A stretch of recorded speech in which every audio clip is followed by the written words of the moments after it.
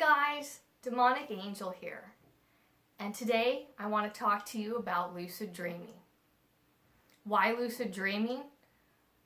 I think lucid dreaming is a great way to become comfortable with and experiment with your consciousness without drugs, and it's just sort of a great way to lead yourself into opening up your third eye if that's what you want to work on. It also helps you to understand the astral plane a little bit, and we'll do a big discussion on the astral plane, but basically the astral plane is where thoughts are, feelings, emotions, imagination, and sometimes the dead as well. It's really got a lot of different consciousness. It's how people do remote viewing. So lucid dreaming is just a great way to really experience the shift in consciousness that I think is associated with travel on the astral plane. So as far as herbal supplements go that help with lucid dreaming, I've heard about and tried melatonin and also valerian root. I like the valerian root with a lower dose of melatonin. Please talk to your doctor about taking any substance, because that's not my call, but yeah, I find that too high a doses of melatonin, so say 10 milligrams or over, just really puts you to sleep, hard sleep, so you don't really remember your dreams. At least that was my experience. I usually remember my dreams. They're usually easy for me to recall, but too much melatonin sort of inhibits that. The first time I lucid dreamed, it was an accident. I think it was stress related, back in college, searching for myself, and I had not slept well in a few nights, and so I basically remained awake even though my body was asleep. And it was just a really strange thing, but I kept feeling like I was trying to get out of bed, but the second I would tell my body to do that, I would go back into whatever I was thinking about. So daydreaming, really, or just imagining things.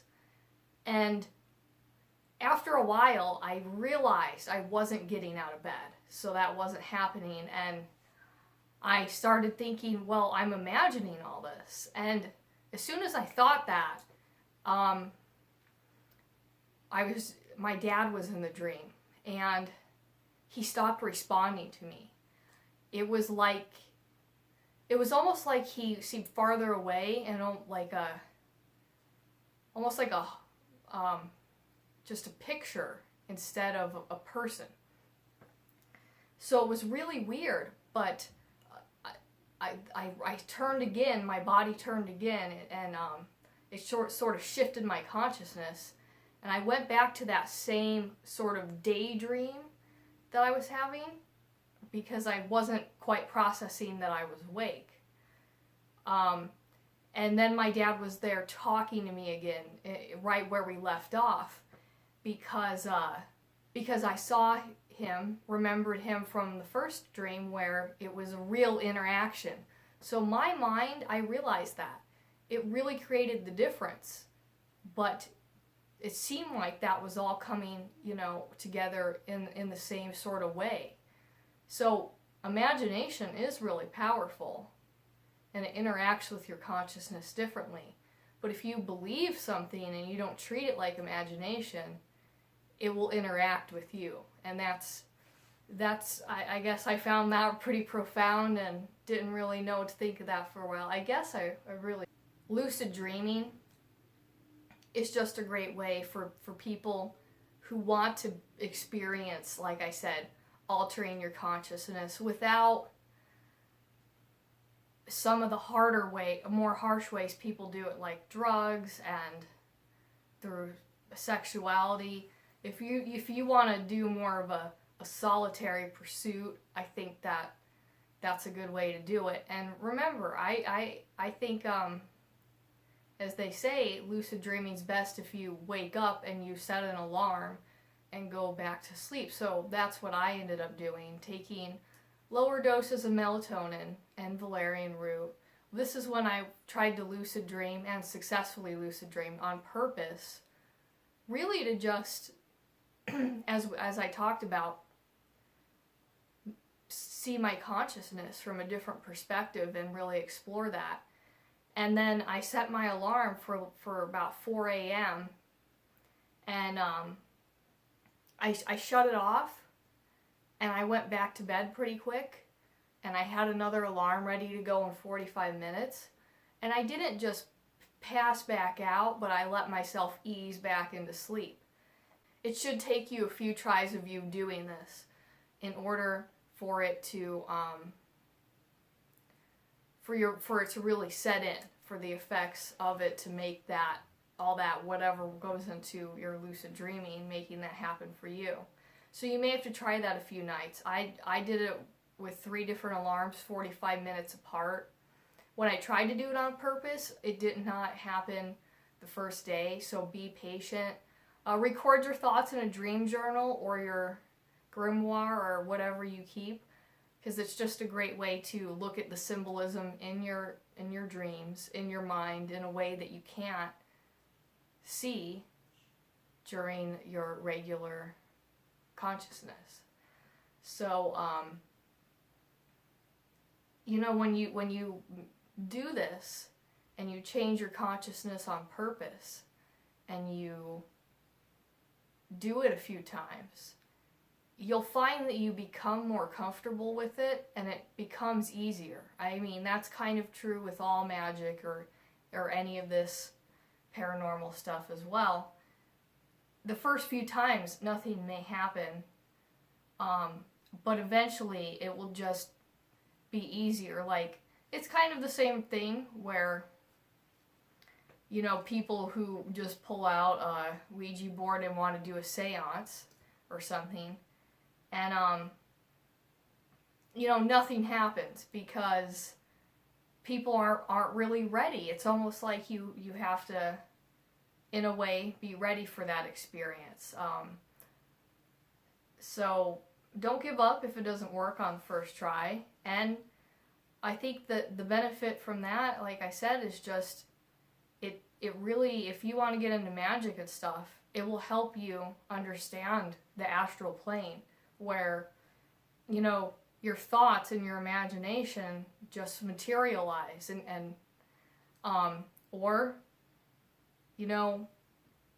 other consciousness like ghosts can interact with you as well. That all happens, and it's good to get used to just trying to shift your consciousness, like I say. And yeah, I did it on accident, probably, like I said, from stress before, but then I've done it since a few times, and it's not my favorite thing. It's not like my hobby, but it was a great experience. I really learned a lot from it.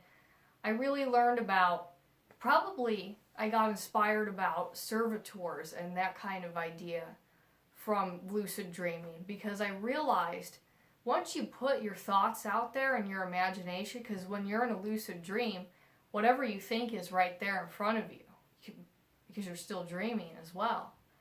So I realized you can put that energy out there, you can feed that energy and interact with it, go back to it, because once it exists, it's out there on the plane, astral plane, forever.